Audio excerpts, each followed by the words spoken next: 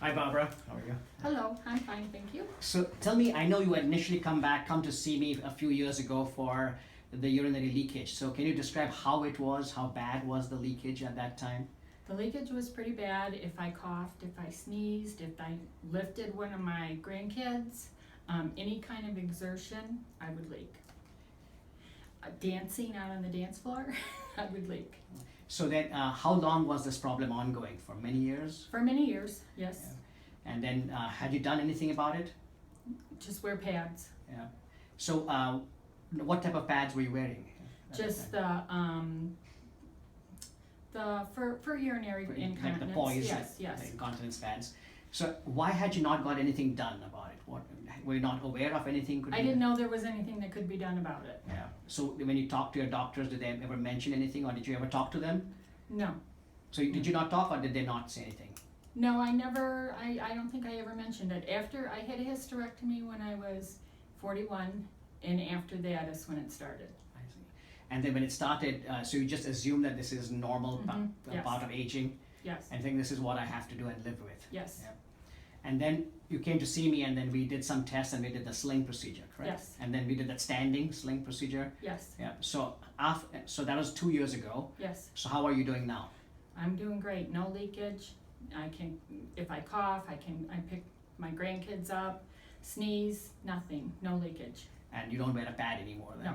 So it's been I'm 2 good. years, and you're doing great. Yes, Good. That's great. And that's best thing I ever did. yeah. So if you were to tell someone who has this problem, like just like how you had it, there are a lot of women out there who just live their lives leaking.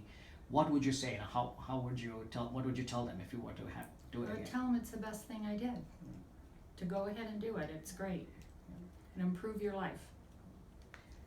Now talking about the bladder infections. Now that also you had this problem for a very very long time, right? Yes. And how long was it since? Since my 20s, I was, every time I turned around, I got a urinary tract infection. I had all kinds of testing. They could never find anything wrong, couldn't find a cause for it. And then you continued to have that, and they kept treating with antibiotics after Yes. antibiotics. And recently we also looked in the bladder. We made sure the bladder was okay, right? Yes, And you still have this. So we put you on a suppressive antibiotic. Did Yes. that help just a little bit? it did help, but every maybe 4 months I would still get another urinary tract infection. How would you say that these urinary tract infections is affecting your quality of life? They're bad. Yeah. Yeah. Like, so what happens? What do you say? When I have one, I have to get up during the night. That's the only time I have the urgency, and sometimes I don't make it. Sometimes I have burning. It's just very uncomfortable. And then when you take the antibiotics, and sometime again it comes back then? So, Yes, yeah. So you never know when it's going to come back. right.